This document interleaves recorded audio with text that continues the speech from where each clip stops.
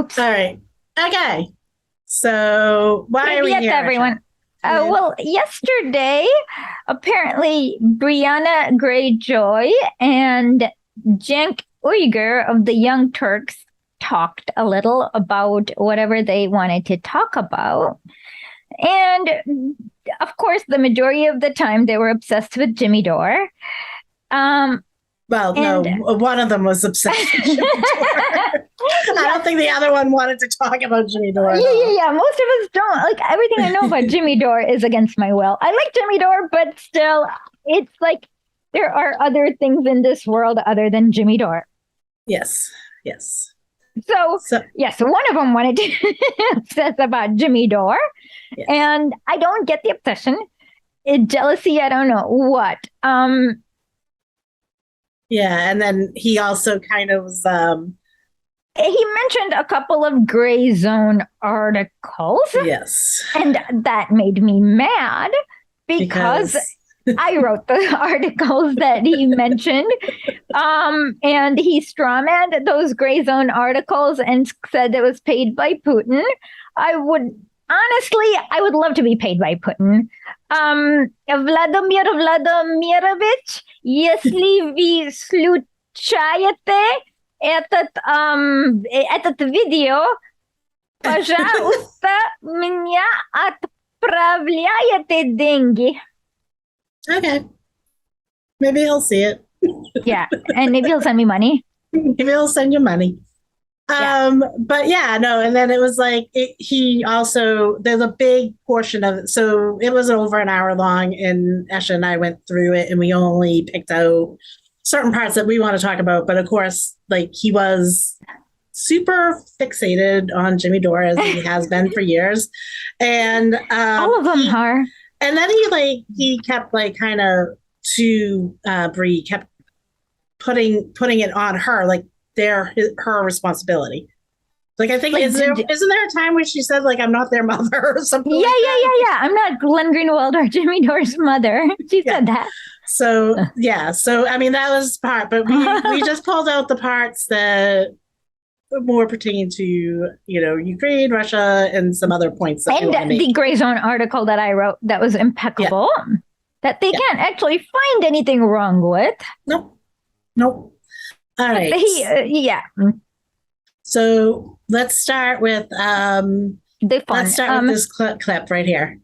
Okay, look, I didn't do a good job of starting this conversation off on the right foot, which I wanted to. But now that we're off on the wrong foot, something you just said really got under my skin, and it's something that you've mischaracterized before. You said since then about force of vote, as if I've changed my mind. I've been challenging the Democratic establishment for 20 straight years here. So the idea that like these Johnny-come-latelys come in and go, oh my God, we had this amazing idea. What if we challenge the Democrats to have a vote? That's the oldest thing in the book. Dude, if you've been fighting the Democratic establishment for 20 straight bloody years, you're a bloody loser. I use the Bolshevik Revolution as a metric for the reasonable amount of time it takes to have a complete revolution. Yes. They started the Russian Social Democratic Party in 1901, revolution 1917, about 17 years. Yeah. There's no real thing like in those 20 years that you can point and say, Cenk really helped push that forward. Or he once made a speech that was against the invasion of Iraq, but yeah. But that's meaningless. Yeah, and I know that he pushed a lot to get money out of politics. So, but well, the thing about it is that, do you want to hear my conspiracy theory on this? Sure. It's called Wolf Pack. Do you know what they're not fascists in Turkey are called? Gray wolves. Gray wolves. Yep. So I wonder if he called it Wolf Pack just to kind of bury any potential gray wolf activity in Google. But that's just a conspiracy theory that I have absolutely no proof of, and I'm not accusing him of. I was just thinking, if in theory, if I were a gray wolf and I wanted to hide that, I would totally name my pack Wolf Pack so that it all muddles up in Google.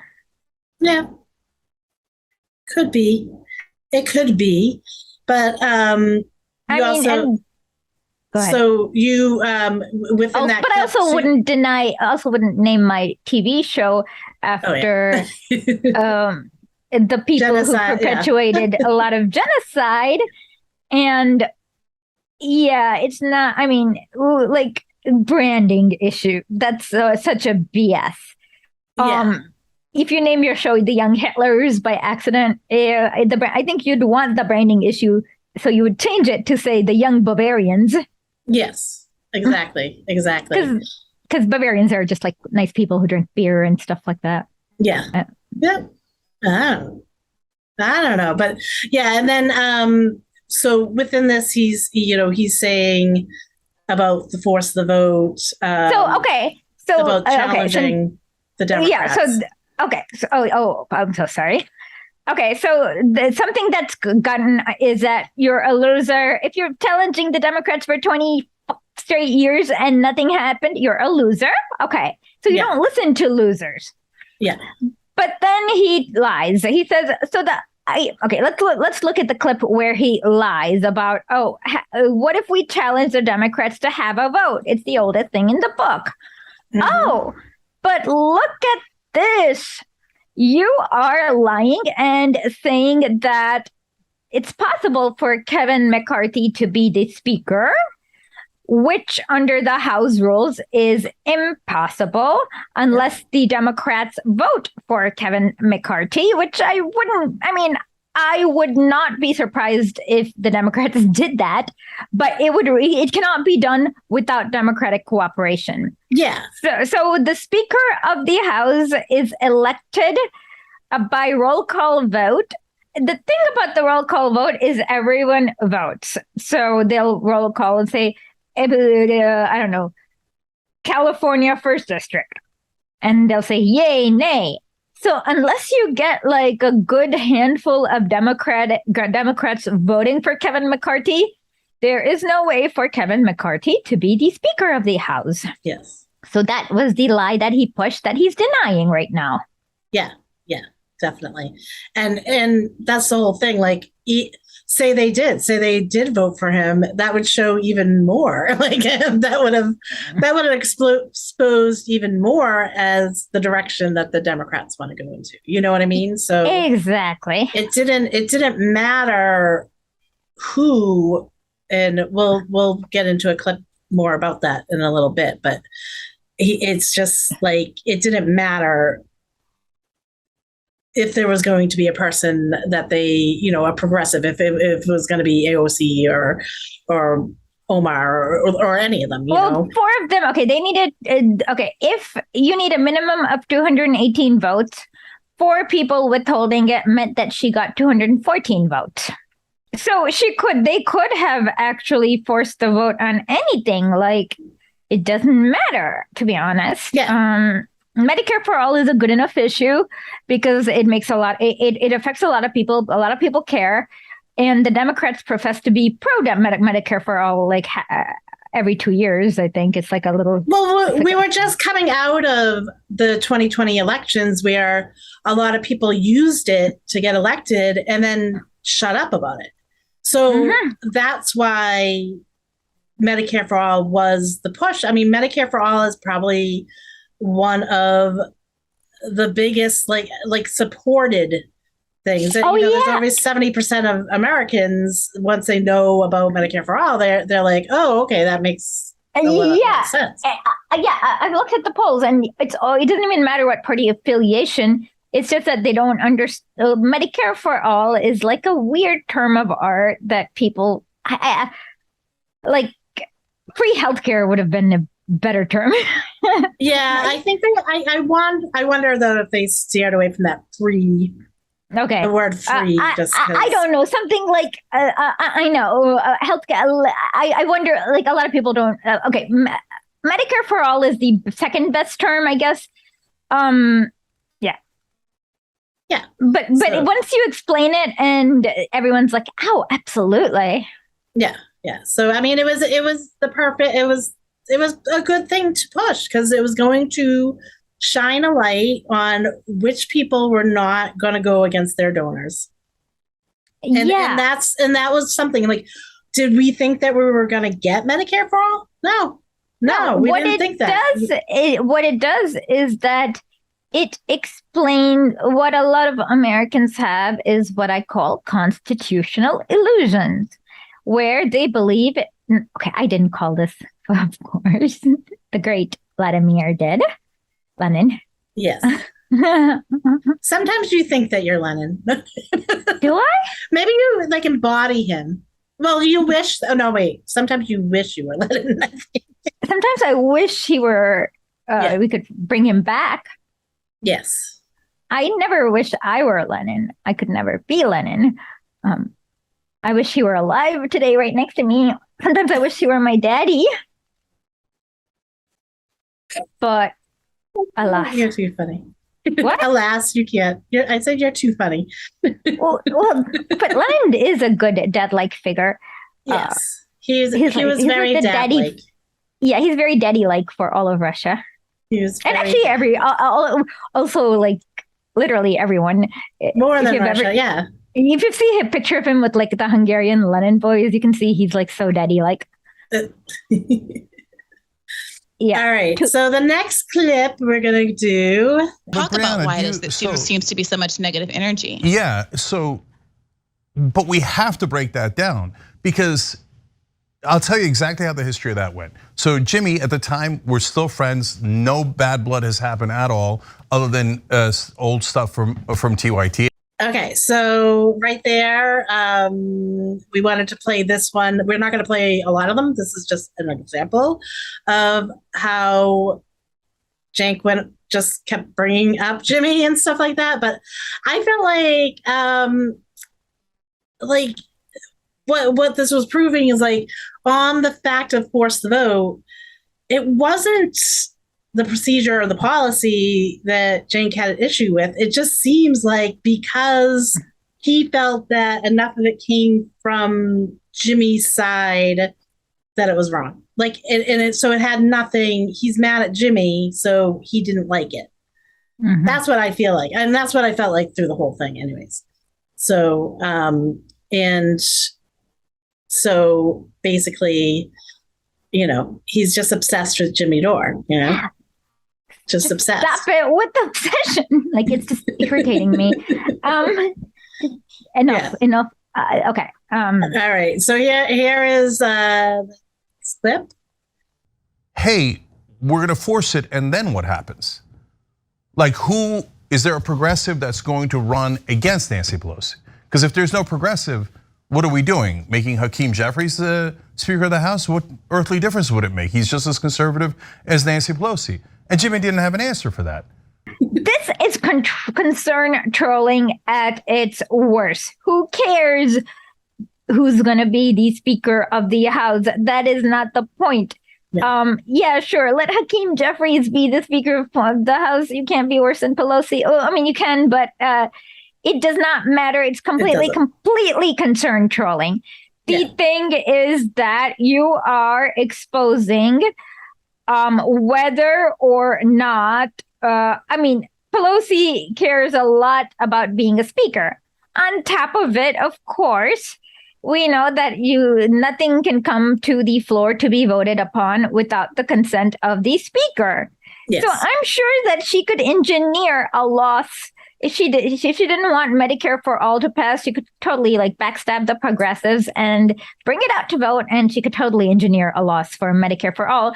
But even then, she didn't even have to engineer a loss because we know for a fact that it would not have made it past in the Senate. So who cares? It's not like Pelosi was gonna be like, no, I'm going to say no to the AOC and the other whatever 4 people and not be speaker because she's power hungry. And this is concern trolling, especially from a man who backs Biden, Hillary, supports fascists in Ukraine, denies genocides in Armenia. I mean, does he really care about the hypothetical progressive speaker? Yeah, no, I mean, that's the whole thing. you're worried about who's going to replace Nancy Pelosi, but once Bernie dropped out in 2016, you had no problem, supporting Hillary. And then once, he dropped out in 2020, you had no problem supporting Biden. So what is the I don't understand why that would bother him if it was just another, like a red herring to throw at moderate type of person who's going to get nothing done. It didn't matter. That wasn't the point. Yeah, and Cenk knows as well as I do. I mean, and he was just like a random red herring for his fans who apparently are not very logically thinking. I explain the whole thing of what the entire purpose of the progressives in Congress is. Yeah. We obviously know that nothing's going to happen. So the progressives need to just, if AOC really cared about the left, what she would do is she would put in put in these bills into the slot, like, oh, we should have a communist revolution and a dictatorship of the proletariat. That's going to get tabled. And then she should just take out her Instagram and be like, yo, I put this amazing bill that everyone loves, but it got tabled because the speaker is the dictator here. And then she could put something like, oh, let's really, I don't know, whatever else you want to put. Like, let's everyone have an apple pie.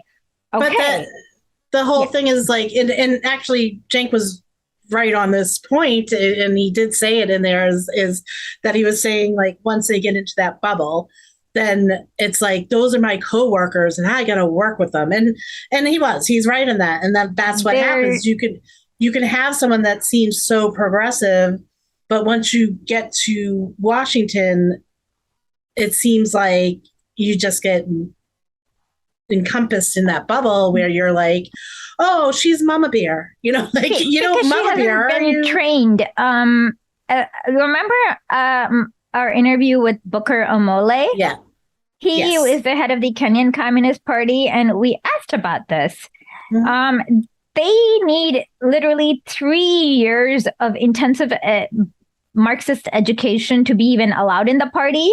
Yeah. And then in order to run for a member of parliament, they need about 5 years of intense education where they learn not to fall for the bubble, and not call it like the Nairobi bubble. So he explained, you do check it out. It's a really good interview. Yeah. And everyone should, he knows everything. He knows more theory than I do. I mean, it was amazing. And so basically, when you have untrained deputies or whatever these people are, yes, they're going to fall for the bubble, especially if they can't even form a block. Yeah.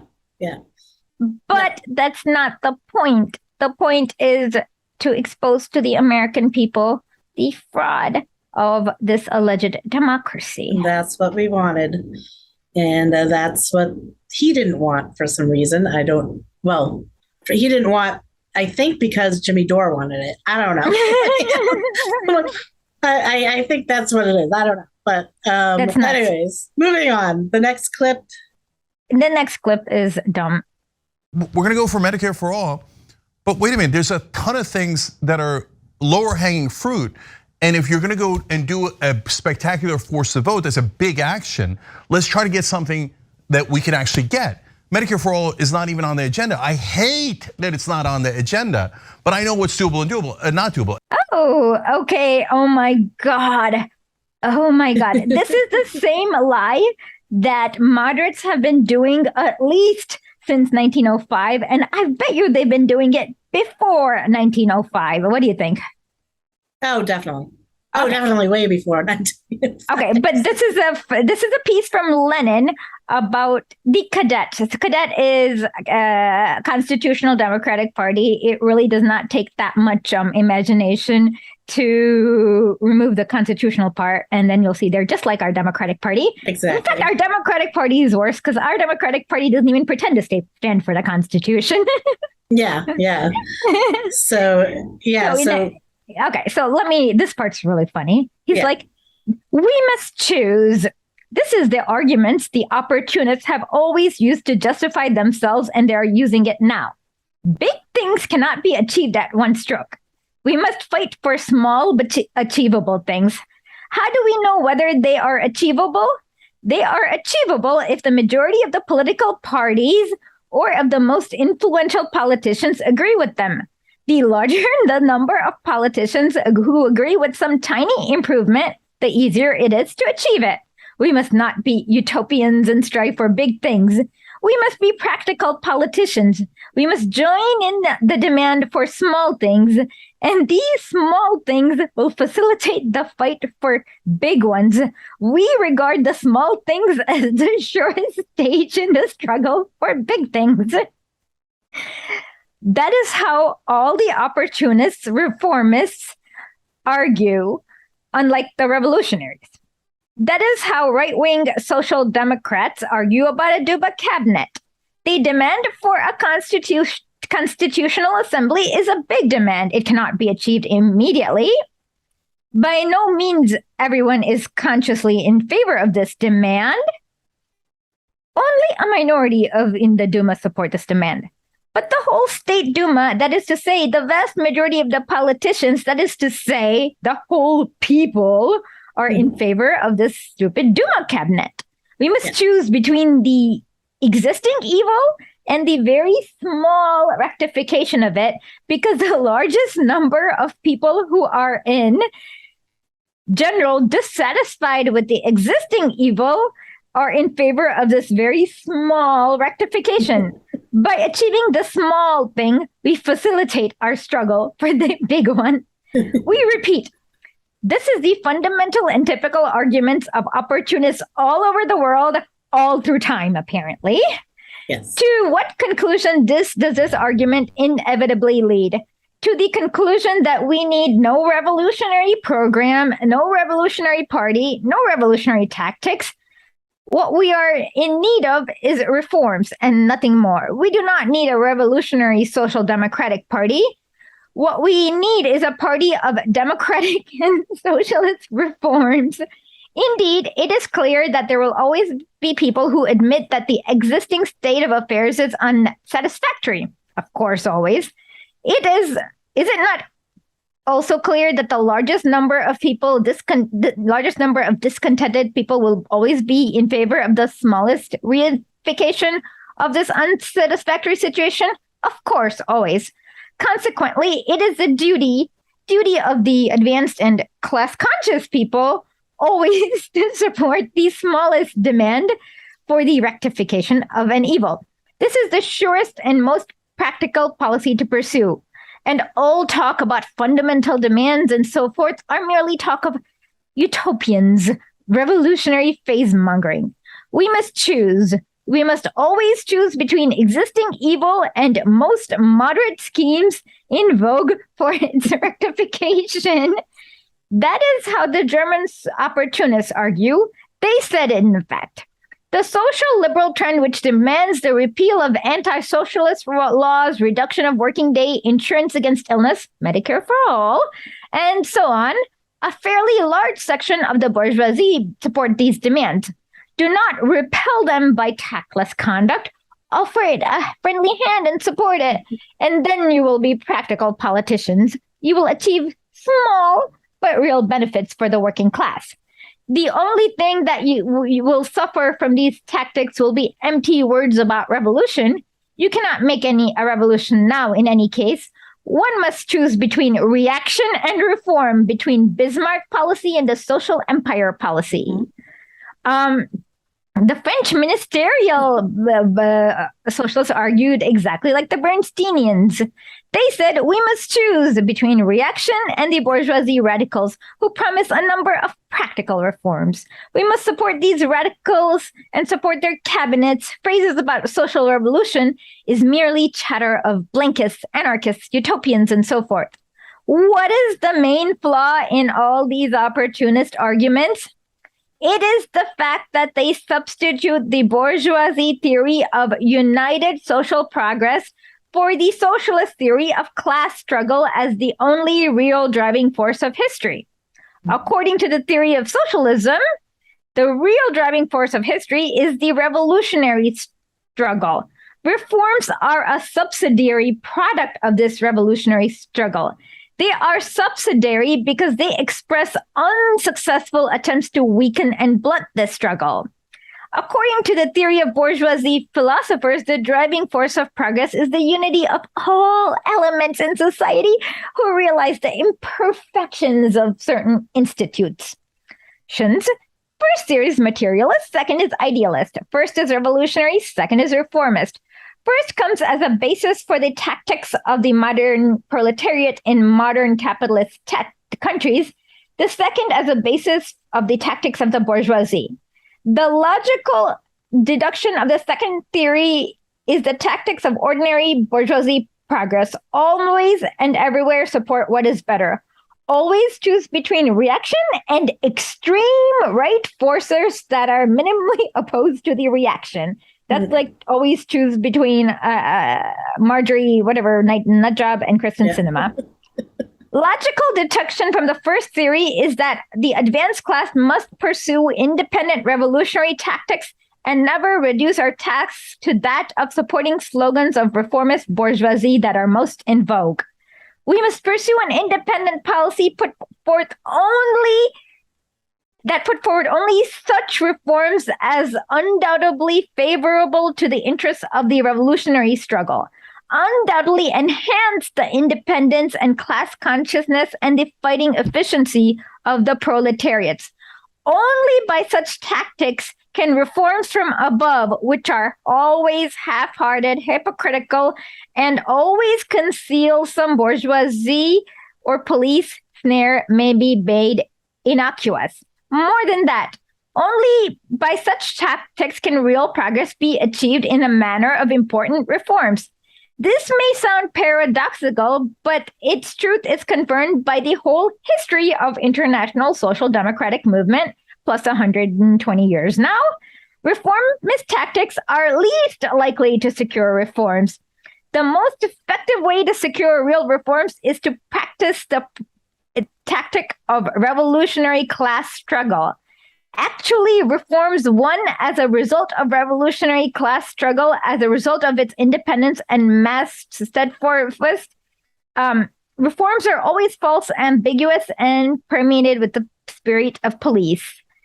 They are real only in proportion to the intensity of the class struggle. By merging our slogan with those of the reformist bourgeoisie, we weaken the cause of the revolution and consequently weaken the cause of reform as well, and diminish the independence and fortitude of the revolutionary class. So basically what Lenin is saying is the fight is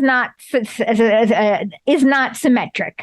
Mm-hmm. Because for one side, what you need to do is literally you need to raise an army that's going to fight 2 world wars. And the other side, you need to not do anything. Yeah. So when you have like these little inchworm reforms, are you really going to get all these people riled up in order to like fight? You know what I mean? Yeah. Yeah. So that's why if you have Medicare for all, you'll get like a big chunk of people coming to vote. But when you have Hillary Clinton, no one comes to vote precisely because of that. Yeah.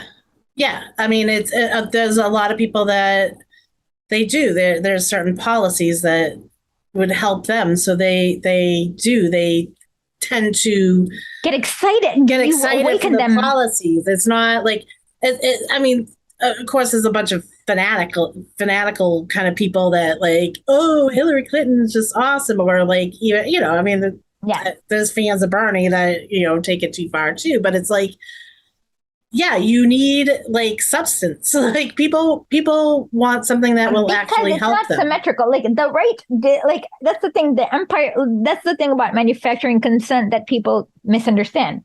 Yeah. The right just needs to manufacture consent, as in get enough people to be like, the left needs to enough people there literally to fight 2 world wars on behalf of the proletariat. That is literal. I'm not exaggerating. Mm-hmm. And And unless you can end it. So you're not going to, yeah, that's why it's not enough for the left to manufacture consent. You need to do more than that. You need to get them riled. You know what I mean? Yep. Activate them, make them conscious, make them realize that we have to fight together. And Cenk makes the same exact mistake. I know I could have just said this without reading Lenin, but Lenin explains it way better than any of us could. This is late nights with Lenin, so. Is it? Well, I mean, it's sort of, it's you and me. Yeah, but yeah, and can you explain it better and more funnier than Lenin? No. And he's right. And the fact that it's the same crap is going on for 100, God knows, 5 years. Well, and then he even says in the piece itself that it's been going on for another 100 years. You know, since like he brings up the French Revolution, right? And then that's another more than 100 years. Yeah, so he's bringing out going back into the 17th. Okay, so it's been going on for 300 years now. Yeah. So and yeah, so I don't know. It just history just keeps repeating, and then for people to sit there and say you don't know what you're talking about when you actually know this and you actually read it and you actually understand what came before us. Mm-hmm. It's ridiculous to be that way. All right, so this next clip is just a little tiny. And at the time, idiots like Aaron Monte run, $15 minimum wage, that's already in the bag. All right. Idiot. Okay, no, that's not what happened. Cenk is what we call straw manning. Mm-hmm. Actually, AOC was claiming political capital is the stupidest word and it does not exist. Don't believe it when the Democrats say that you need political. It's bullshit. Don't claim it. But okay, so AOC was claiming that allegedly she needed political capital to make Biden agree to the $15 minimum wage. But in 2020, Biden's website and his campaign said, of course I support $15 minimum wage. So Aaron Mate was calling out her logic, saying, hey, you don't need to spend political capital on $15 minimum wage, since in theory, Biden is already in support of it. Already supporting it. He claimed he was. Yeah, he still did. Yeah. So, I mean, he's right. And that is, I feel like Cenk does that a lot, though. Like I don't know if sometimes he doesn't watch his stuff and someone else tells him what's being said, or I don't know. Aaron Mate, they just brought up some random fight with him for no reason whatsoever. They're mad about Syria with Aaron. I don't know. Whoa, but Aaron is 100% right about Syria. They're 100% wrong about Syria. So I don't understand what they're mad about. Yeah, and I wish Brie pushed back when Cenk actually said that Aaron was lying about. No. Yeah. He was not. Okay. The thing is that if you cannot establish that there was a chemical attack, how on earth can you say that Assad is behind the chemical? The UN cannot establish the fact that there was a chemical attack in Douma. Yeah, so you can't prove a negative. You can't. You can't. Okay, if you can't if you can't prove that the person is dead, you can't then charge somebody with their murder because you don't know that they're dead yet, right? Yes. Exactly. That's the UN has not been able to establish that there was a chemical attack. So there's no way you can then accuse Assad of a chemical attack. Because right now we don't know. We don't know if it existed. We don't know if it even happened. We still don't. Yeah. So you can't. Yeah. All right. So now on to the next clip, which is just going right into the next. We don't need to do that. And I'm like, wait, if you guys are gonna be juvenile and you don't know how any of politics works, and you have no earthly idea how in the world you're gonna get Medicare for all to pass, let alone things like $15 minimum wage, and you don't have an alternative to Pelosi, then why am I wasting my time? Okay.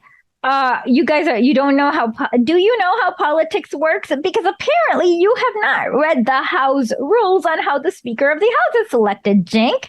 Otherwise you wouldn't have been spreading that conspiracy theory about Kevin McCarthy being the Speaker of the House. So I don't think you know how politics works. I feel like he just thinks that he's like the voice of the left at the left. I would prefer somebody who didn't take till 2017 to deny genocides to be the voice of the left. Yeah, I don't know. Yeah, true. But like the whole thing too is like, you don't, like, I always find like when someone just says you don't know how politics works, to me is always like such a stupid concept, because politics works differently all the time. Like they'll use the parliamentarian when they need to use the parliamentarian. They'll, but they do. I mean, how many times have they used the parliamentarian in a year and a half now? And what was the last time you heard about it? Like probably like 5 years before that or something, or like 10 years, God knows. Like, yeah, it's been forever. And so like you can't sit there and say you don't know how politics works, because what it works changes for us, we are the people. What we're supposed to do is push for what we want. Exactly. So we are supposed to push for these things. We are supposed to push for force the vote. I don't give a shit how it works in there. I don't give a shit if they pass it or not. Well, I mean, I do give a shit if they pass it, but I don't give a shit but it exposes them. And that's what I want to see. Like, it's like, the first thing is Americans need to understand we don't have a parliamentary system even. No. Like, the Speaker of the House is the judge, jury, dictator of everything. Yep. If she doesn't want something, she can table it. Like, all the bills that she brings in are ones that she likes, that she's selected. Everything else has been tabled and pigeonholed. Yep. And it's such bullshit. I mean, it's such bullshit. It's such bullshit. Like the Gulf War one, I'm gonna get. I know it's pissy, but like Dick Gephardt actually brought in the vote to. He didn't have to bring in the vote for the Gulf War. We don't have to have a Gulf War where we had a highway of death and all these dead Iraqis. Nope. But Dick Gephardt did in order to lose. And so what happened is that you got like whatever the exact right number of Democrats who needed to defected. But why did Dick Gephardt bring it to vote? So that we could have a Gulf War. Yes. Yeah. And there's a lot of procedure and that procedure is nonsense, because you can change the procedure with a majority of vote, like anytime, any day. Yeah. Yeah. And they know going in there, like none of it's a surprise. Like they know who they whipped. They know who they got to vote. They know if it's going to pass or not. Yeah. They know. And so like if she really cared about a bill, and I mean, it may be, maybe like the one about the Taiwan military DP supporting like the separatists in Taiwan. Yeah, it almost passed anonymously. I mean, though, I think back then it was like Justin Amash was still in the House. Yeah. He's the only one who said no, and I was like, whoa. They should have to go clear the old files of everything before they write new bills like that. Should have to.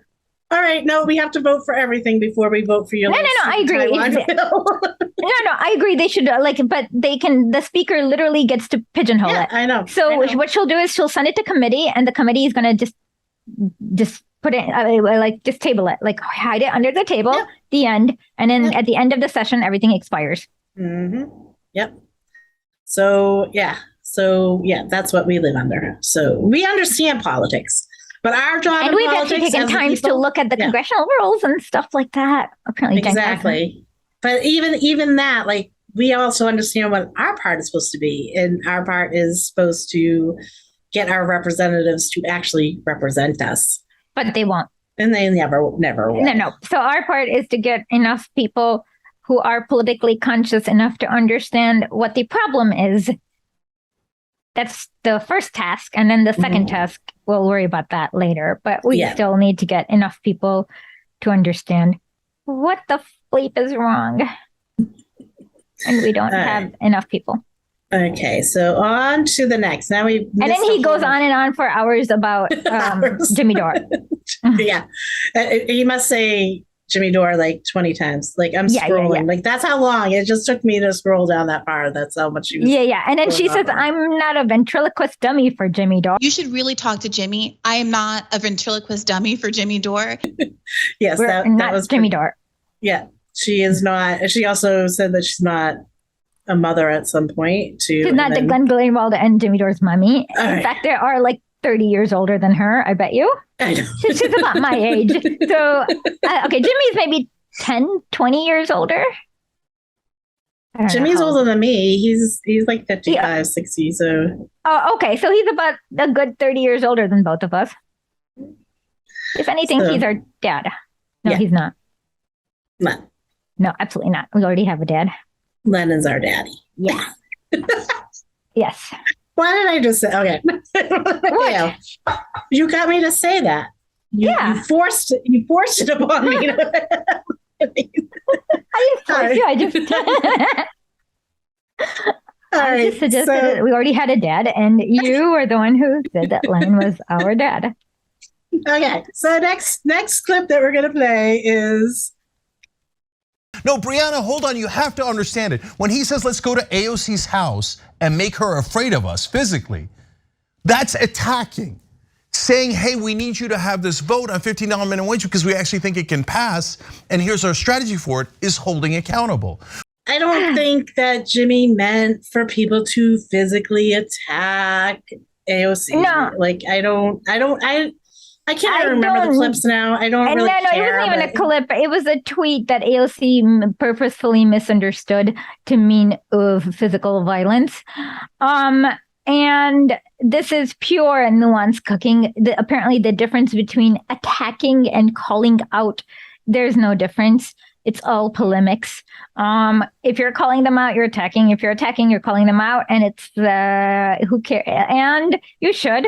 And I don't know what else to say, but enjoy the attacks. If you're okay with people being at Nancy Pelosi's house, or if you're okay with people being at, sure. I don't know, I'm okay name a with freaking anything. Republican. Like if they're there, then you have to be okay with people being at AOC's house. And I'm okay with people being anywhere, to be honest. And this was wasn't this right around the time that like Susan Sarandon was around there too? Like they were delivering something in New York. I don't think they were at her house. They were at her district office, which her is office. Yeah. No. Her district office is for her constituents. Yeah. No one was at her house. No, it was at the office too. So it's just at the district office. Yeah. Kind of weird. Yeah. All right. So next, onward, and I don't know if it's upward, but okay, here we go. Anyway, I can't bear to talk about these guys anymore. Glenn Greenwald kissing Tucker Carlson and Alex Jones' ass is not pulling anyone to the left. You should talk to him. Okay, Glenn was not in kissing Tucker, and sure. I mean, you guys have invited Alex Jones to your show before, and we've known that. When you guys were like nobody's to get like all his ratings, so don't do this bullshit. Yeah. And the thing is that MSNBC is not inviting Glenn, so Glenn goes wherever he gets invited. He's okay. Glenn sometimes Glenn's a logical thinker, but he has not been. He just does not have the. He's not a leftist, and she brings that up. He's not a Marxist-Lenin. He does not. Yeah, he's not dialectical. He can logic himself to the right position many times, but sometimes he says stupid things. Yeah. Well, and that's Glenn, and you can't do anything about it, and you just have to accept Glenn for Glenn, and remember that he does say some stupid things, but he also says some really good things. Okay, so we're just gonna jump into this clip. Yeah, that I think liar. it would be a really fruitful conversation. You're both welcome on Bad Faith. Okay. I had, my friend Nathan Robinson had similar concerns about Glenn, which I respected, and so I had them both on to talk about it on Bad Faith, and it was one of our best in their right-wing talking points. So, like, I feel like on this part of the clip where she's saying like, come and talk and clear the air, and he's just like, I'm not even interested. Like, it's just like such a he's just being. A big man baby. He's being a big man baby. Like that's all I can think of is he's being a stubborn. Like you can just see through the whole video if you watch the video and you just looked at God forbid. I mean, you don't even have to listen to the sound. Just look at his face and the rolling of the eyes, the like everything that he does, and it just shows like he just hates that people don't think that he's right, that everything he says is right. I know that people disagree with him. That's the whole thing. Is that I don't know, but yeah, but he's don't. In that case, he should be less wrong. He must spend more time being right, and then you don't have to worry about exactly. Okay. Or accept the fact that not everyone has to agree with you 100% of the time. Yeah, but if you're wrong half the time, more people okay. So there are disagreements of factual matter, and then there are disagreements of policy matter, right? Yes. We don't have to get into disagreements of factual matter if he's less wrong often. Yes, exactly. Policy matters we can't help.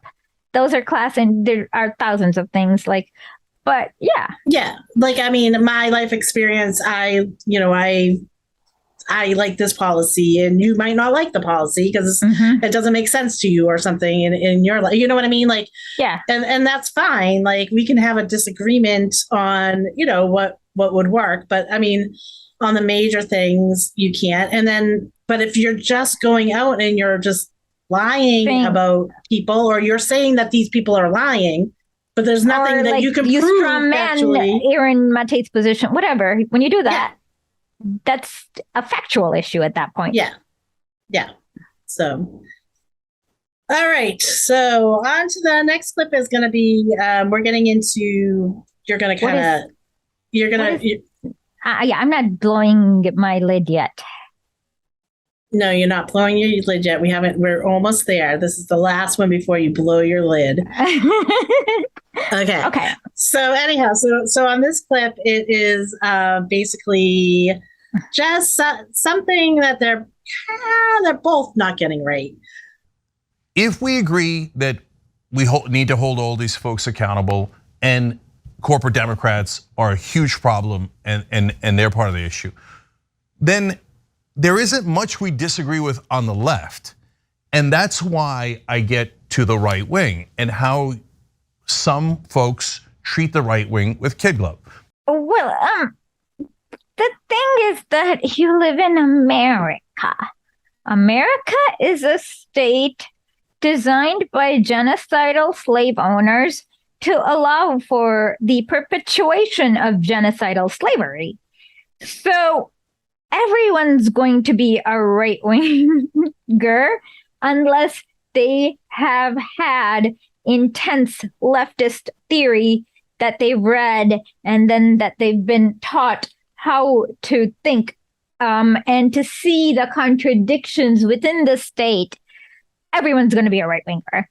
And what you don't understand is that the right wing and the left wing are not like symmetric. Right wing they just want status quo, and so sometimes they want to go back a few hundred years, and they know they're not in good faith, and because and so you can't take them seriously. You just have to understand what they want. What they want is to turn the clock back. And well, you say that, but the thing is that because America is a state built upon genocidal slavery, as Anthony Gramsci says, there's this hegemony where all you have to do is just exist, and you'll exist in a relative comfort, and boom, you're a right-winger. So working with the right wing is not that.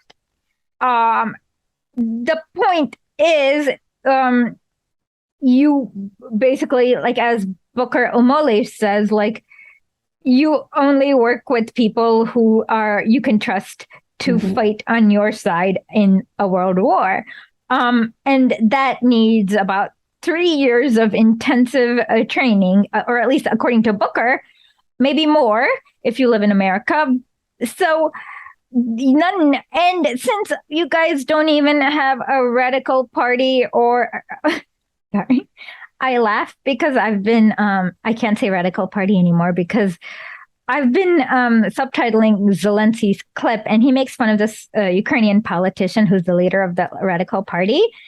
But then I got the joke, because the joke is that there's only one member of the parliament in the Radical Party. The Radical Party. No, he's the leader. No one's radical. Yeah, we don't really have. Yeah, of course he's the leader of the Radical Party, because he's the only one. It's kind of like my brother's my favorite brother because he's my only brother. So yes, but he always calls himself Oleg Lishko, leader radikalnai party, and I've seen enough of Zelensky making fun of Oleg Lishko that now when I hear the word Radical Party, it just makes me kind of laugh. He's a great comedian, by the way.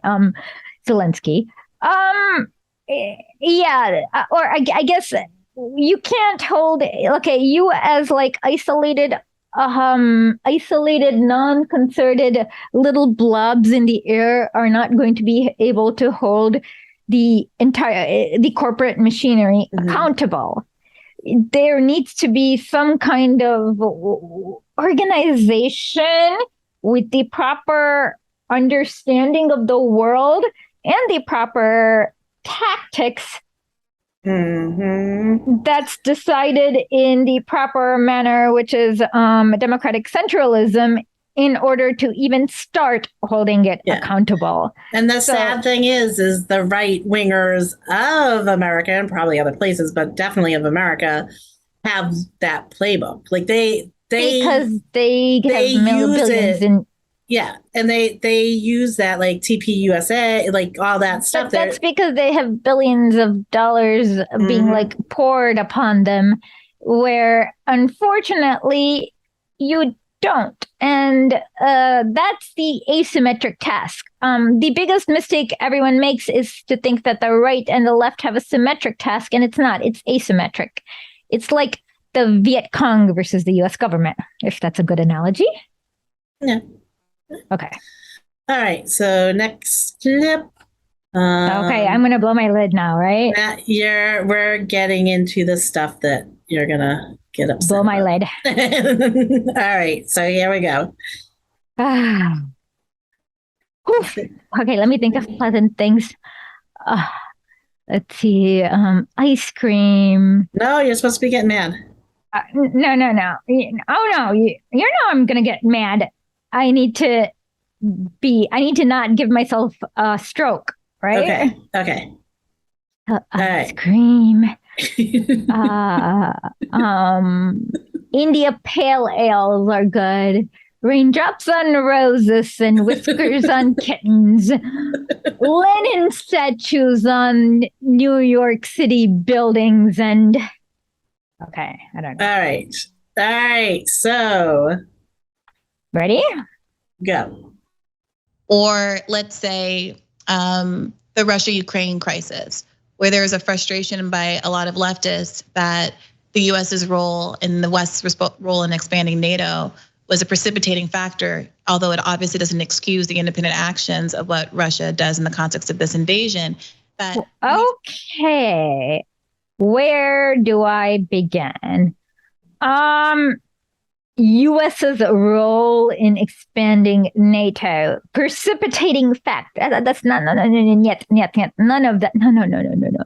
Where do we begin? Okay, let's begin with Maidan, because that's the best place to. That's a good starting point for all of this. And if you've watched me enough, please listen to all our episodes. We've done enough about Maidan that you should know about Maidan if you watch me enough. After Maidan, what happened is that Ukraine got a coup government. I call it the coup government, the Poroshenko coup government. And the Poroshenko coup government was waging a war against the oblasts of Donetsk and Lugansk for about 8 years. The first time in 2014, they got their they weren't able to beat like elderly coal miners. And so it precipitated the first Minsk agreement, And Russia was not part of this first Minsk agreement because they wanted to not be involved in Ukraine's inner workings. So they purposely said, we are not signatories, we're not guarantors, nothing. In Minsk, the leaders of Kiev, the Kiev government, and the Donetsk and Lugansk government are going to go talk.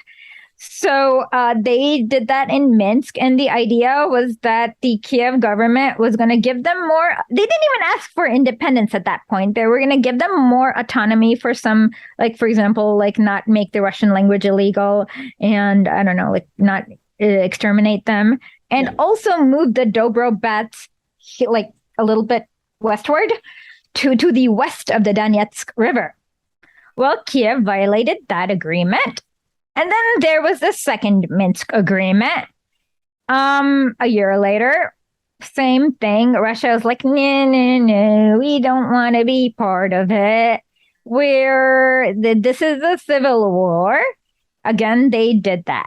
And then when Kiev didn't continued to violate it, then came the French style. Who's the guy before Macron? Okay. Hollande. Okay. So Hollande, and basically what happened is that they decided in 20 something to go. Okay. So then finally Russia agreed to come with the French style agreement. The idea was that France and Germany were going to be the mommy of Kiev and make them move their Dobrobats back. And Russia was going to be the mommy of the Donetsk and Lugansk area, and once they moved the Dobrobats like back, that they were going to disarm. And so they had that style agreement. And again, nothing changed. You still had these cycles, just like using like literally like shooting everyone and killing everyone, and just like horrors that no one should ever be even imagine, let alone have videos to watch. Mm-hmm. And then finally, again, finally, like Russia was like, okay, this is not working. And so in December, after this is 8 years worth of trying everything, in December, they decided to meet directly with Blinken. And Lavrov even suggested a kind of a I hope I don't get in trouble for this, but it's similar to a Molotov-Ribbentrop Pact, the Lavrov-Blinken Pact. I'm not saying that Blinken is like Ribbentrop, but how? Yeah. Did I get in? That's not going to get me in trouble, right? I don't think so. Okay. I mean, I'm not, you know what I mean, right? Yeah, I know exactly what you mean. I don't mean that Blinken is Ribbentrop, but rather the agreement would have, what it would have done is it would have like prevented, it would have had the same thing. It would have basically, it was a non-aggression pact, and basically that the U.S. would not arm people here, and Russia who was not already arming people, would continue to not arm. And this was on December 17th. U.S. rejected it, and sorry. Okay, I hope I don't get in. People don't. I can't get in trouble. You're not going to get in trouble. For comparing Lavrov to Ribbentrop, right? I mean, I will for Blinken to Ribbentrop. I won't get in trouble, right? No. And everyone, Lavrov is just like Molotov, to be honest. Now he's just less patient, and that man has a patient of I don't know anyone as patient as him. God, too much patience. Okay. Do you want to? Yeah. So then while they were doing this quote unquote agreement, the US was sending weapons during the agreement, and they were caught red-handed sending weapons to the Donetsk, Azov, like to all the Dobrobats. Yeah. So at that is when Lavrov was like, screw this. They're going to continue to arm Ukraine no matter what. They're like, I remember at this meeting, he's like, we spoon fed our proposals to them as like they were children. And that was the last straw. Yeah. So while the West talks about the fact that Russian troops were moving into the border, they did not talk about the fact that 160,000 Ukrainian troops moved into the border first. And these Ukrainian troops have a genocidal aim against Russia. They want to exterminate every Russian. And so it is like completely a different story. And on top of this, if you look at the 8 years worth of this genocidal war, these troops have been literally torturing people in the basement. In fact, Vasily Prozakov called one of the torture chambers that Azov had as a Konzlager, which means concentration camp. And coming from a Russian, that means a lot because they don't take that stuff lightly. People were tortured. They lost their limbs because of, they were raped. They were killed. They were disappeared. Every horror you can think and think of happened here with the Dobrobats. And so at that point, Lavrov was like, okay, the US is not listening. And that's when the State Duma said, oh, okay, we are recognizing the republics of the Donetsk and Lugansk Republic. And because they recognized it, I don't understand how, but some old Soviet treaty kicked in. And that meant that Russia had to go in to defend these republics. So if you recognize these republics as independent republics that are not part of Ukraine, you're not invading Ukraine because you are there under the invitation of the Lugansk and Donetsk governments, but also to pretend that Ukraine is a sovereign country is a joke. Ukraine hasn't been sovereign since 2014. And legally, when Ukraine basically is espousing genocide upon Russia, even the Geneva Convention says it's okay to do a preemptive strike.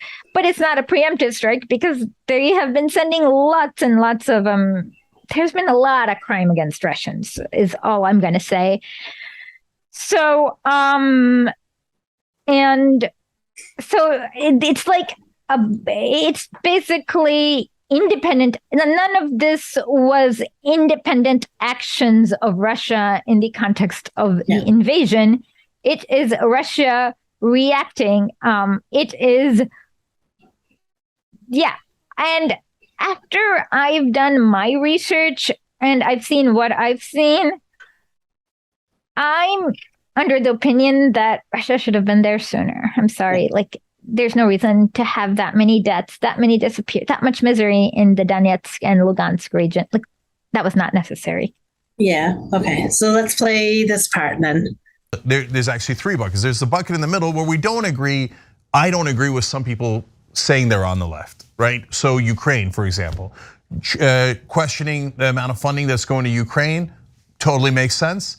I believe Ukraine is in the right. Right, as in the right sector, Pravi sector. Is that what he means? Maybe. I mean, that's kind of, they are in the right. yeah, they are definitely in the very right. If that's what he means. But if he means they are in the moral side of history, no, they're not. They're not. So Ukraine, okay, where do we begin?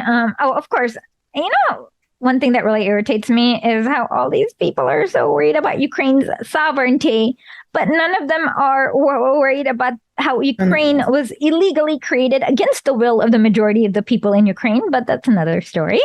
The thing that bothers me is that they claim that they care about Ukrainians. Well, okay, what about the people in Ukrainian? What about the people in Donbass and Luhansk that were losing their lives? They don't count because they're Asiatics. Yeah, they're not part of Western civilization. You care about Ukrainians and you don't care about the fact that they were dying en masse in the east side, then you don't care about Ukrainians. You care about whatever the fascists. This fascist side of it is the only thing that you can care about. Yeah. Because Ashley, you've been going through Zelensky's and transcribing them of his comedy and stuff, and even he recognized all this shit. So yeah. He his comedy is very sharp in that there's one where he he talks about he writes his letter home. That's really hilarious. And then he makes references to such small things. Like, for example, the Banderites, they have a saying that he who does not jump is a Muscovite.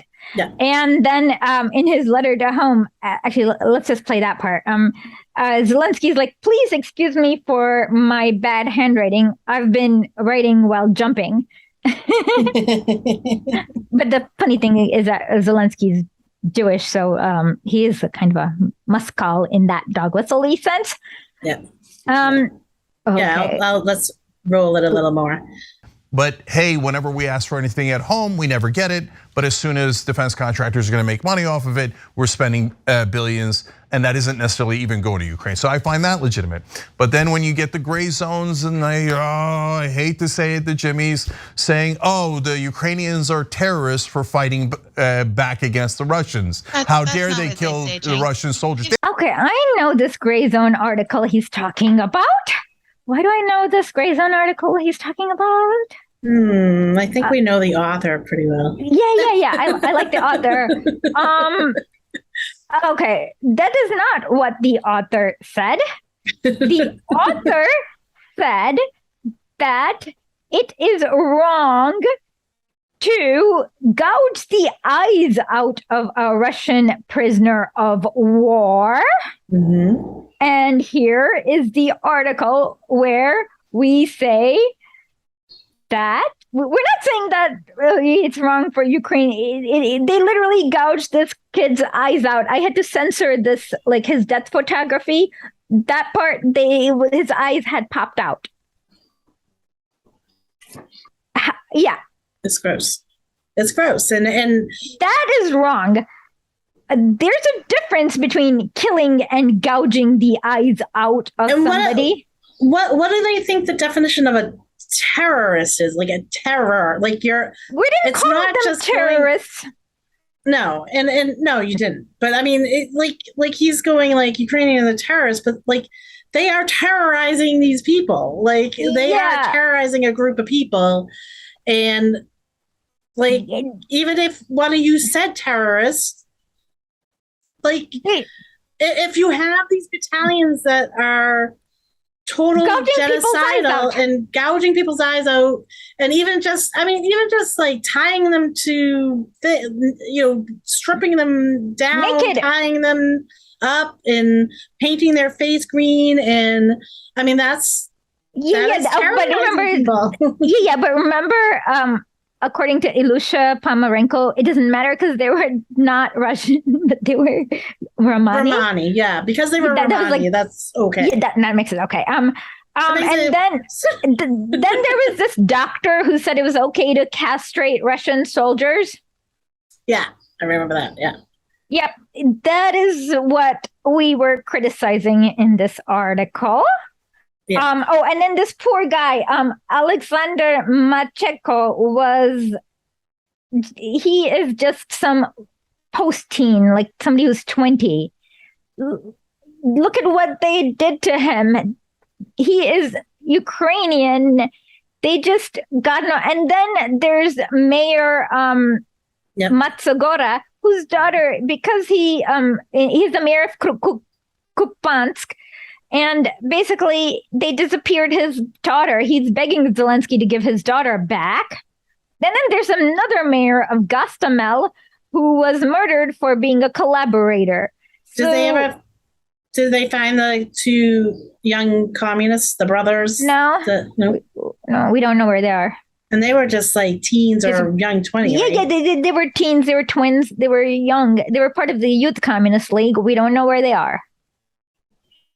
And then that is what we were criticizing, not just fight. And also, if you read the other article by that I wrote, where we mention, I actually looked through the State Department records, and there's a reason why you needed these Nazi battalions, because you could not get the Ukrainian army to fight this war. The State Department themselves said, let's read this. Not the State Department, I'm so sorry, the US military. What did they say? Okay, so certainly no armed resistance was met by the pro-Russian forces in the beginning. In fact, the true situation on the ground was even worse. According to the Interior Minister, up to 70% of the police in the region had allowed or actively assisted building takeovers.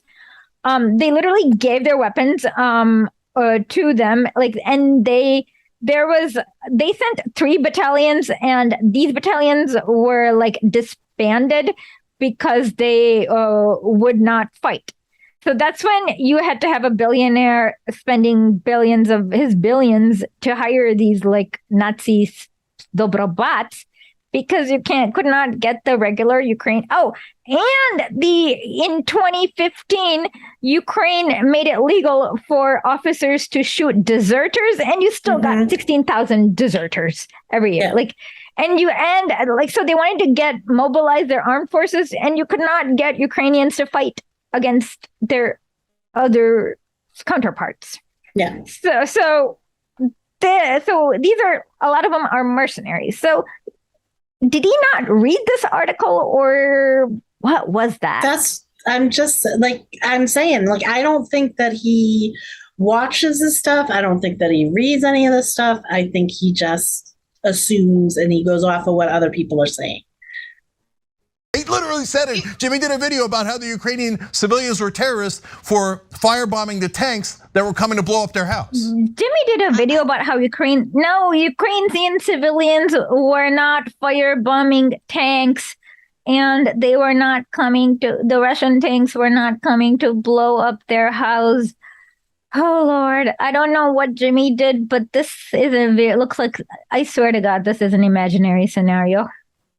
Yeah, I think that Cenk is just it. We all do it. You heard something from 6 months ago and you kind of recall it, and you're like, you get it wrong. It's the whole you after time, or if so many people said something to you, if it came down a line, then you're the end of the line. You something's wrong from what the beginning, the start was. You know what I mean? Yeah. So if the person said, hey, how you doing? It could go down the line and be like, hey, screw you. You know what I mean? Because people were just interpreting it wrong. You know what I mean? Yeah. So I don't know. Like we say, neither one of us really watches Jimmy, so it's not like. I don't watch it really. Yeah, I don't, and I don't know. I cannot. I'm probably the most on top of the Ukraine-Russia issue, and I don't remember seeing a video in the millions of Telegram channels of a Ukrainian civilian firebombing a Russian tank. It feels like the ghost of Kiev, something that didn't happen. The only thing early on they talked about, weren't they talking about making Molotovs and stuff like that? They always talk about that, but yeah, I mean, everyone talks about it, but you're not. I mean, I don't think the civilians want the war. I don't think the civilians don't want it. Don't even want Ukraine. Oh Lord, it's just ridiculous. Okay, so let's move on from there. Let's go to this next part where about the presence, even if you think it's too minor to talk about, but the presence of Nazi and right-wing groups in the context that's of what I'm talking about, Brianna. You're validating insane right-wing talking points. So you're validating insane right-wing talking points when you tell the truth about the 58 Dobrobra bats. Like, what the hell is he talking? No, right-wingers are happy about the Nazis in Ukraine because they want to see the Fourth Reich. There's this there's this American guy, Kent something. He's like has all these like Hitler tattoos all over his face. So they're like, "Yay, Nazis!" That's not, and just because extreme right wingers are happy about the Nazis and they're going to fight on behalf of the Nazis doesn't mean you're like you can't ignore reality. You can't put your head in it. You can't play ostrich. No. And the whole thing is the one really sticking point to the whole thing is the state of Ukraine, the nation state of Ukraine, or whatever you want is to call not it. able to disarm these people. So they actually they made them into battalions. They used them. Yes, they were in. The Minister of the Interior gave them special. It's kind of funny because the what do you call it? The acronym is very apt. They call them Spetsnaz, like special national battalions, not special Nazis. But there was an incident, for example, in Mukachevo in 2015, where these 20 armed people were like having like a shootout, and the policemen tried to intervene, and then the right sector literally took the 6-year-old son of the policeman hostage. And then Kiev, not being able to disarm these people, decided to suspend the police officer. Last year, Zelensky tried to talk to the Azov to disarm, and they said basically, no, we're not going to disarm. And in fact, Zelensky broke down and said, I'm not a loser. And then later he was not like, and then like he's been looking over his shoulder for his life ever since. Mm-hmm. So they're like, when Kiev, like it's like they've lost the inmates are running the house, or Frankenstein, the monster, I don't know, whatever. What is it? Frankenstein's lost control of the monster here. Yeah. That's what they're talking about. It's also like, I mean, okay, when the Nazi Party started off, there was a few dozen, 60, whatever. All of them Baltic Germans, but let's not. And then like it grew. So like when you give credence. Not credence, but what arsenals of weapons of every kind to these psychos. Yeah. All right. When you give them an arsenal and you're actually, supporting them, and you actually have them be part of your, like, we didn't have I'm not saying we didn't have. We have plenty of. Okay, well, we can. We should totally denazify everything in America. Yes, I agree. Yes. So I will never say no to denazification of anything. So that's not a valid point. Always denazify. Okay. All right. So let's go on to the next. So wait a minute, Jay. There's Nazis in America. There's Nazis in Idaho. Should we attack Idaho? So, no, that's a Vladimir Putin talking point as a justification for attacking them. Okay, but Vladimir Putin is telling the truth at this point in time. But once again, those Nazis in Idaho are not a group that's defending our country. Well, those Nazis in Idaho, guess where they're going? Yes. Mm-hmm. Kiev. No, not Kiev, but they're joining. Yesterday, they found 5 mercs. I can't remember all the countries of the mercs they found. one of them was American, of course. Mhm. I think one of them was from one of the Baltics. There was the usual, but there was an American mark there. So yeah, the Nazis in Idaho are also going to Ukraine to fight in these Dobrobats. Yeah. So they're kind of, so yeah, Vice just put out an article that 10, what are they? Boogaloo Boys. No, the Boogaloo Boys are going over to, so it's like, okay, you guys say that. I hope they realize that the DNR will show them no mercy and they will be sentenced to death. Which is why the DNR is doing this. They're hoping that if they sentence one person to death, it'll shoo off all these other idiots. But I hope they realize what they're getting into. Yeah. Okay, so let's play this next thing. But for Cenk, I mean, there's a credibility issue here because if you mischaracterize other people's arguments, I think there's a legitimate reason to have a credibility issue. I've never seen Gray Zone not agree with Vladimir Putin. They are total and utter puppets for him. They're disgusting. They're totally liars. If you believe Gray Zone on any of those issues, you're out of your mind. Okay. Okay.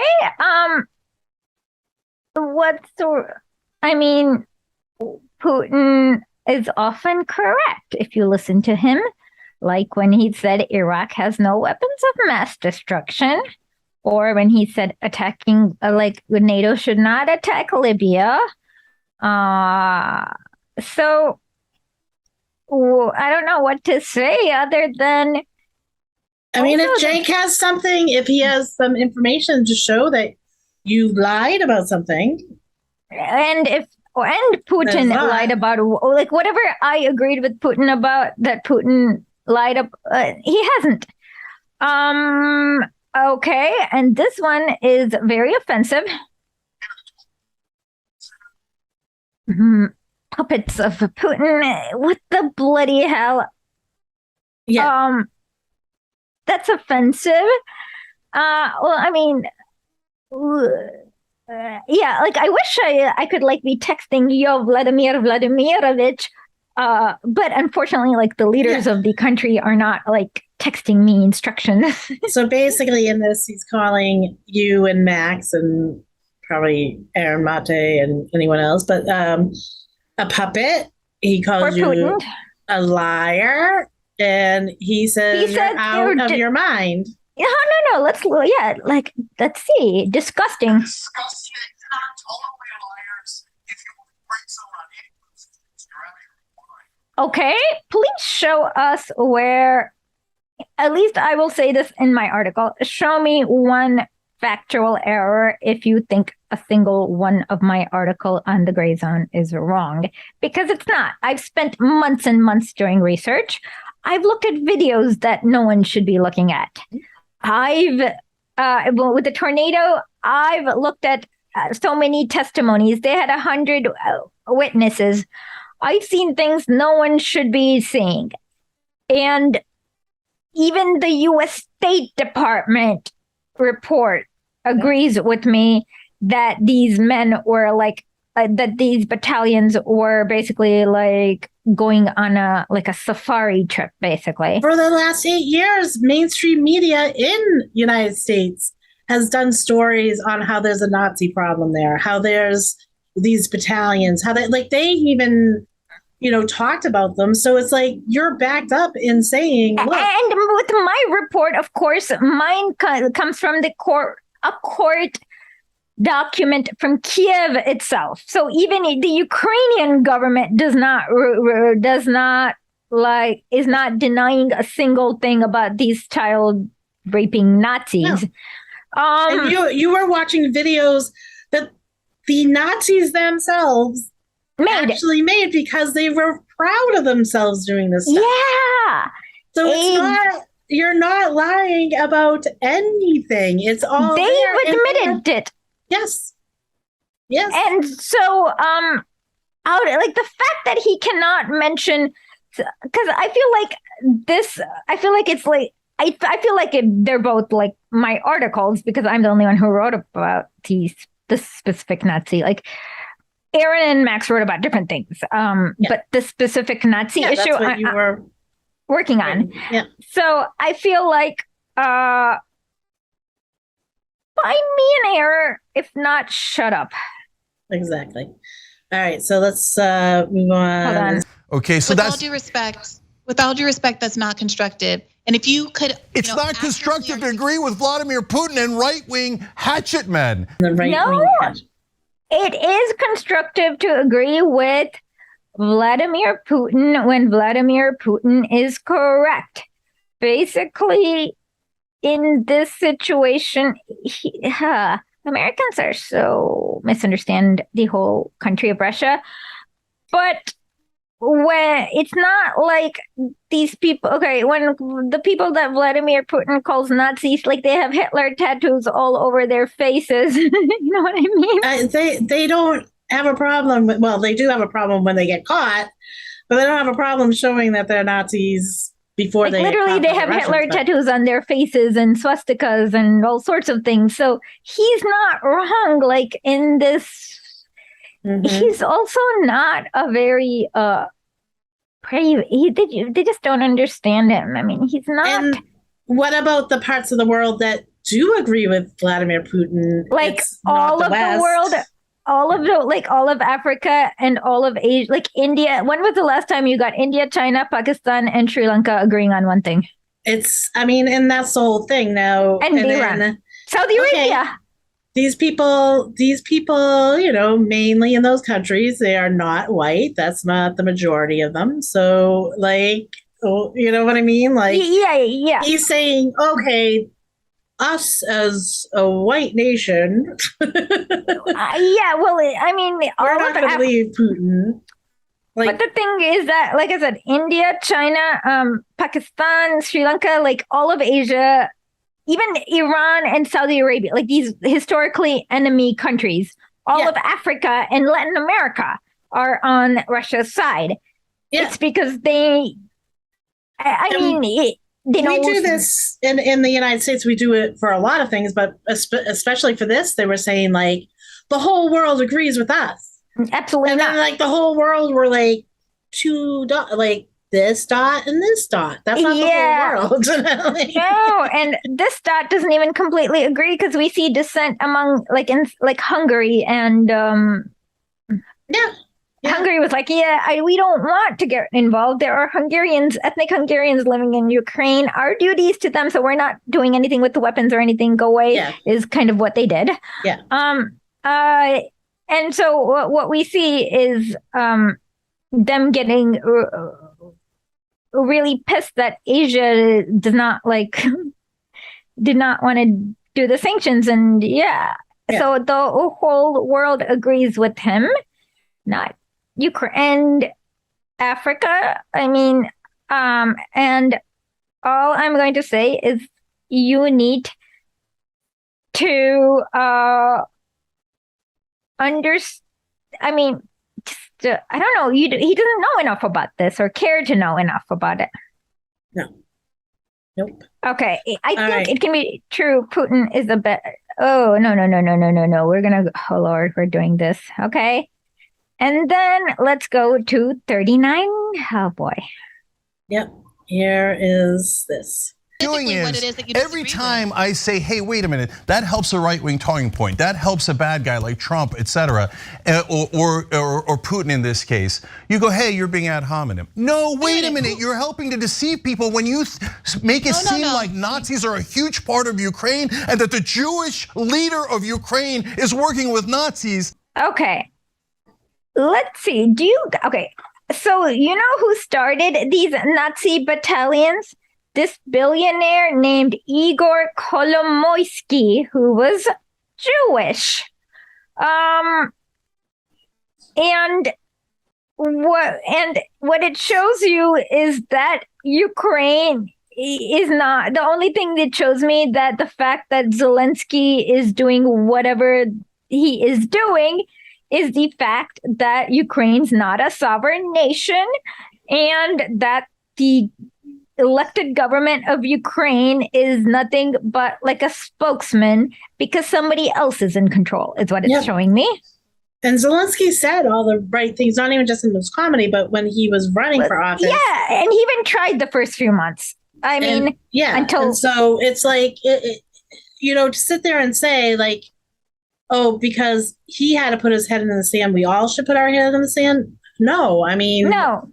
And if you're going to do Zelensky lost people in the Holocaust, we should also mention that so did Putin. So his brother died in the siege of Leningrad. So this is like not like a, I don't know, what is it?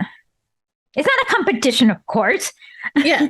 It doesn't, everyone is not, there's no like, every group is this. There's none of that. There's none of that. So just because someone is Jewish doesn't mean that they can't be swayed, or they can't be or just think that what they're doing is for the best because they're afraid, or like I don't know what's motivating Zelensky. I just know that he's not in charge. Like, yeah, that's what it's like. If you're talking about puppets, yeah, that's one. I mean, yeah. I mean, like I said, if left alone, I don't think Zelensky would be this bad. But I don't think he's not in charge, and I'm afraid one day they might just off him. And he realizes that too, but it's not muddying the waters. It is basically, he literally, do you remember the press conference with Fox News when somebody asked him, what do you say about these Nazis? He said, they are what they are, is what Zelensky said. Yeah, about, and he said, he was even saying like Bandera, like he kind of just said like, well, a lot of people like him, like not, you know what I'm saying? Yeah, no. That was a different press conference. But when Zelensky himself, there was a press conference in Fox News where what's his face? Tucker Carlson. No. He's like he's a failed son of like another newscaster. 60 Minutes. He was like the 60 Minutes newscaster's failed son. Wallace? Yes. Oh, Mike Wallace's son. Mike Wallace's son. Okay. Chris so Wallace. he asked about this. And Zelensky did not say, no, they're not Nazi. He said they are what they are. Unfortunately, that's what we have, is what he said, or something. Yeah. Something like, yeah. Just dismissive of it, like not. Well, yeah, he did not deny it. He said they are what they are. We'll just have to work with them. Yeah. Yep. So, all right. So let's go on to. That's mental. I'm not going to call that 50-50. I'm not going to say, hey, maybe Aaron's great, and maybe the Nazi propaganda he's doing to help Vladimir Putin. Hey, maybe. No, because it makes it look like it's 50-50 when it ain't 50-50. And when I get frustrated with that, you go, well, look, I'm super reasonable. It seems like you're doing personal animus here. Look, what you just did to me, what you've done to all of them, which is to completely mischaracterize what I just said. When I said the thing about the Azov Battalion, I intentionally, and people can go and rewind and listen to my words because I just said them. I intentionally said it's a small part. It's not da. And then why mention it? It's a small part of America. Wait a minute, Cenk. You're doing no, but you're mentioning it so to muddy the waters. I can't tell. Maybe the Jewish leader's a Nazi. I can't tell. You're muddying the waters. Why are you mentioning? It's like saying, hey, you know what? I can't believe America's supporting Ukraine. America has a small faction of Nazis in Idaho, Wyoming, and Montana. Okay. Maybe America. Okay, there is no dispute amongst anyone involved besides you and maybe some stupid people on CNN about who these Dobro brats are. Zelensky agrees that they're Nazis. Like now, he did it 2014. He does it now. Putin agrees. The Ukrainian people agree. They themselves call themselves the Banderites. Everyone agrees. Like there is no muddy waters here. The only one is that you are not basically listening and doing your research. The Azov's symbol is that of the Waffen-SS Das Reich division who occupied the Dnieper region in World War II.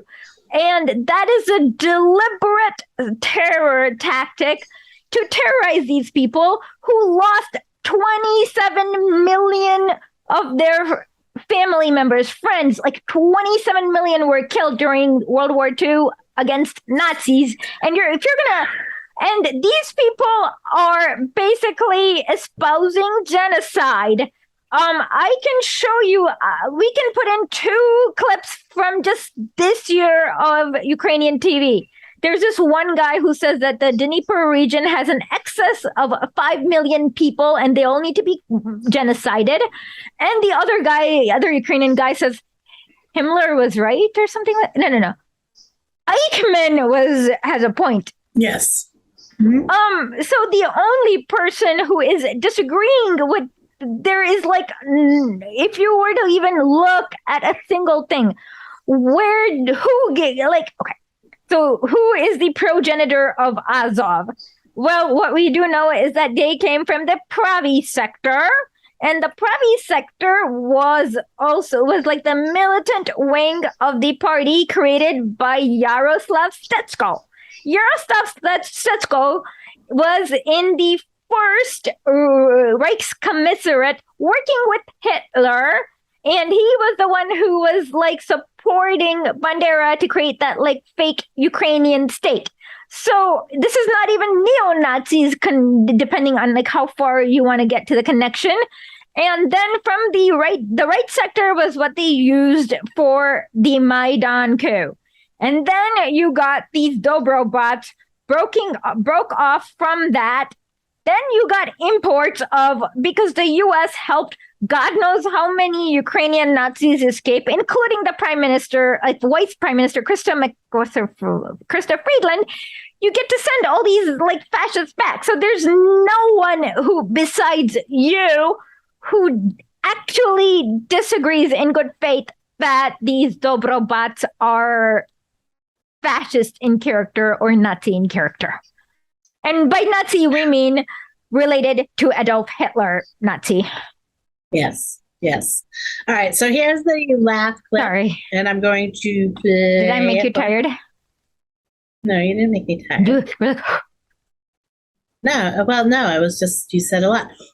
Okay. I was telling you to take breath. Oh, I was too mad to take a breath.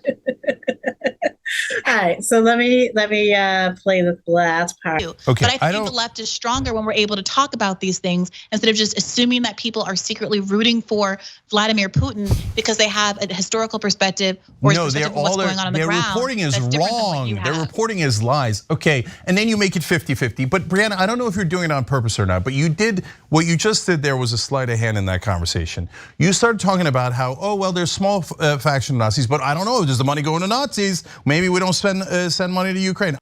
What is he fucking talking about? I mean, yes, of course, the weapons the Dobrobots are using is the US given weapons.